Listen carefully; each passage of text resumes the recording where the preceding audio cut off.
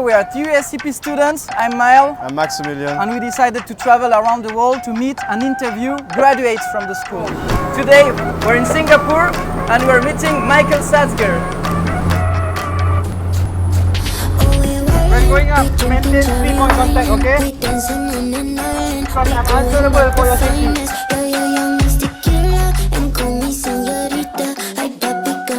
Everything you see around us has been shipped here. Most of it has been shipped here, right? There's no general answer to how a port works. Every port is different, very different.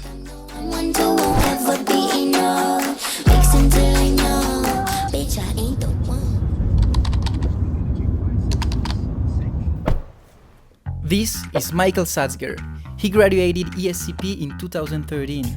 Now he's responsible for strategy and investments at Wilhelmsen Group, one of the biggest maritime companies in the world. We are present in around 2,000 ports around the world. Let's say you have a vessel going from one point to another. The role of Wilhelmsen can be to manage the ship and the logistics around that, organize a port call, or ensure a crew change. They also sell products such as cylinders, chemicals, or ropes.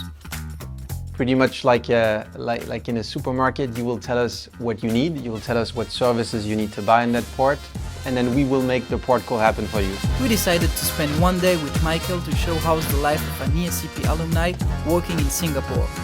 You're watching ESCP Global Talents, and this is the first episode.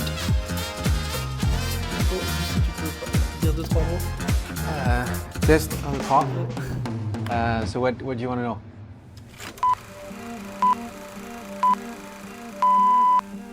Wilhelmsen stands for something. So the company has been around for, I think, 160 plus years. When you work here, there's a shared identity from South America to Japan, everywhere around the world. People know what Wilhelmsen stands for, and I was telling you about transparency, about trust, loyalty. These values are very, very important. The maritime industry is still very much people-driven, and so meeting the people, sitting down with them, getting to know them, you can't skip that part. So I remember spending, in the first couple of weeks, spending a day going through the history of the Suez Canal and having one of my colleagues who's a specialist in that part of the world explaining me everything there's to know about the Suez Canal. What I value perhaps the most is curiosity. Keep asking why. That's what I do with teams, with customers, if things don't make sense or if I feel like there's a deeper meaning to it. What are the main difficulties you have to face in the maritime industry? I think one thing is definitely bad surprises and problems. Let's just be frank here. This is an industry in the world of ports where a lot of things don't happen as they should for lots of reasons, right? Because of that complexity, because you have the weather. You see that today in Singapore, that is not always playing its part. So that's one thing. Can you give some examples? Delays is a key example. We expect the vessel to be in port at a given time. We will pre-book services. We will reach out to suppliers. We'll try to arrange everything so that time is saved, because time is a lot of money in this industry. So if there is any delay, all that plan evaporates, right? And delays we have quite a lot, right? Second point linked to that, which probably aggravates that or makes it even more challenging, is systems. System is, if you compare us to the airline industry, for example, which we like to refer to because it's somewhat similar, they are very integrated, right? So your airline and your airport, they speak to another. Your booking system, for that sake, everything is pretty much connected and works well. In the maritime industry, it's very, very different. So I was telling you, every port is different, and most ports have their own system, which means you need to queue in all the information when you go to a new port. So it creates a lot of complexity, which you can solve by integration. But I think that's a pretty big challenge that we're all facing at the moment. And there's legacy players in the industry, startups that are trying to tackle that in different ways. And we're watching that space. I was telling you we're looking for investments. So we're looking for investments both in legacy companies that are currently present physically and have people in ports. But we're also looking at tech companies to solve precisely that system game, if that makes sense. So you were telling me that sometimes when we see vessels in the ocean, they're just stopped. So why is that? Well, there can be multiple reasons. One can be they're doing crew change. Another one can be they need services or products to be delivered to the vessel. But most of the time, the main reason is they're just queuing. They're waiting in line for their turn. That's actually what we're all trying to solve, what we call the just-in-time equation. So where is the vessel we're boarding coming from? The vessel last port is in Thailand. Thailand, okay. Yeah. 90% of the vessel that come to Singapore, the operation will go haywire. Today it's on time. Today We are is a good lucky. example because this vessel has a lot of things. It's not only bunkering, they have crew change, they have supplies, everything. Just now morning I have received a lot of call. Okay, that's it. Hello. So now we are boarding the vessel. We need to do the take flight. This is company procedure.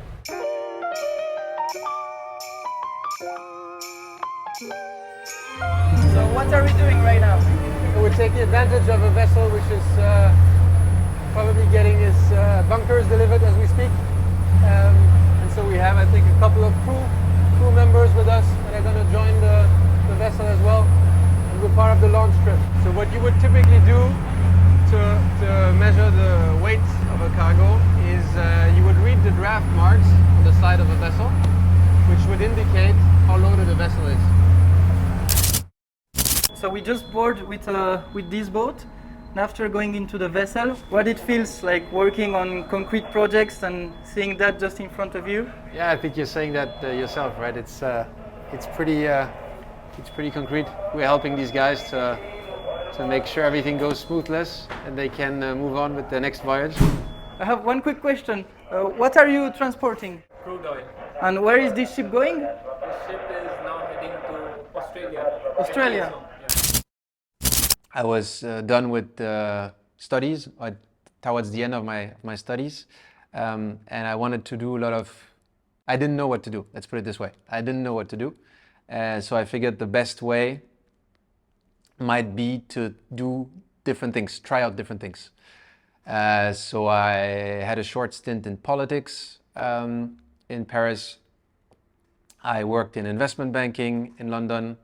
I went to Africa to create the next Amazon, what was supposed to be the next Amazon. Jumia, exactly. I very much enjoyed my years in consulting. I think it was 6 or 7 years in consulting, both in Europe and then in APAC. And I felt I needed a change. I wanted to see things through, so I wanted to have a long-term impact. You know, in consulting, you work a lot on a project basis, and you tend to be you do a lot of things, or you think you do a lot of things, and then you're out and you never really see things materializing. You don't know if you had an impact at all. Imagine you have 3 points: professional opportunities, fulfillment at work, and wage. Regarding your own experience, how would you create this triangle? Well, first of all, I would probably kill one of the dimensions of your triangle right away, which is wage. And I'm going to tell you why. Because I think if you succeed really well on the 2 others, you don't care about wage. That just follows naturally. But I think what's important is definitely that you find what you like and what you're good at, and then you're just trying to put that together. Really, if there's one advice, I don't like to give advice to students, or because I think the best advice is just, you know, Nike, just do it. Go out there and try out. But one advice is don't focus too much on, and I know I've been there. I was in investment banking and private equity where people talk about salaries all day. My only advice would be don't follow a lot of things, but don't follow money in the first, especially in the first part of your career.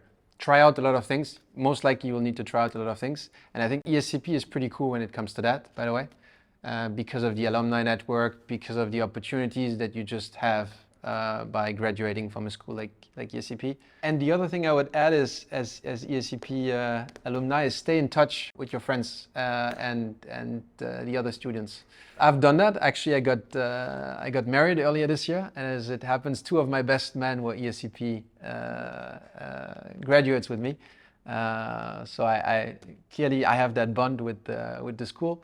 But I think just the wider network, there's pretty amazing people, and it's pretty big in Singapore for that sake. So we have a group that meets on a regular basis here. All the opportunities are there. So if you are an ESCP graduate or alumni for that sake, if you want to go somewhere, just Google or LinkedIn ESCP in that city or country, and there's usually a group. All the times I've been reaching out to people, they have been super reactive. So I'm half German, right? I think if you compare Germany, for example, with Nigeria, where I spent a bit of time, I think one very big difference that explains a lot of things is the way people apprehend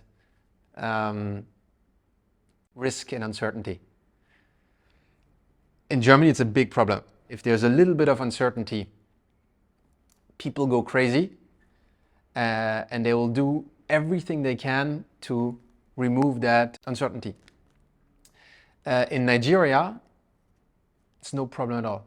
It's part of life. It's part of, people wouldn't even consider it uncertainty. It's just, there's permanently uncertainty on everything you do. The way people deal with hierarchy and communication, also very different. Especially true, I think, in Northern Asia, right? You'll need to listen to all the signs, all the body talk, all the things that are not said. Whereas in France or in Europe, or people will be very direct, right, and will raise hand and say this doesn't make sense, I disagree. So it's very different. It's very different. The challenge is if you get all these people into the same room, right? Sometimes it's a bit of a stretch, but that's also fun. So right now, this is our warehouse. Anything that the ship requires, we have it. These are all the Kluber lubrications, oil. Yep. On the other side is all the ropes for the ships. This here is our chemical warehouse, where we store chemicals for cleaning the ships. The bulk of our sales is mostly cylinders. This is always outside because, as you know, cylinders, if any flammable was to happen, they are not close to the warehouse itself. So we have cylinders from refrigerants to oxygen, carbon dioxide, acetylene, nitrogen, argons. Once it's done, it's wrapped up. The drivers will take it, they'll ship it out. Whatever time of day, whatever time of night, it's constantly moving out, moving in.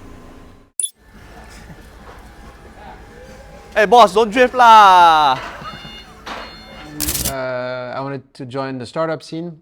Rocket was, back then, was launching a lot of ventures around the world, in Asia, in South America, in Australia, in Russia. And they told me about Africa. And then they said, where do you want to go? And I was like, do I get to choose which country in Africa? And they said, yes, just pick a country. And I said, okay, South Africa. I was like, nah, South Africa is, we consider that different market. That's not Africa for us, because it was already mature and you had players. The next week I was on a flight to Lagos. That's the end of the video. Thanks for watching. We just left Singapore and right now we are going to a new destination to meet a very special guest. See you in 2 weeks for the next episode.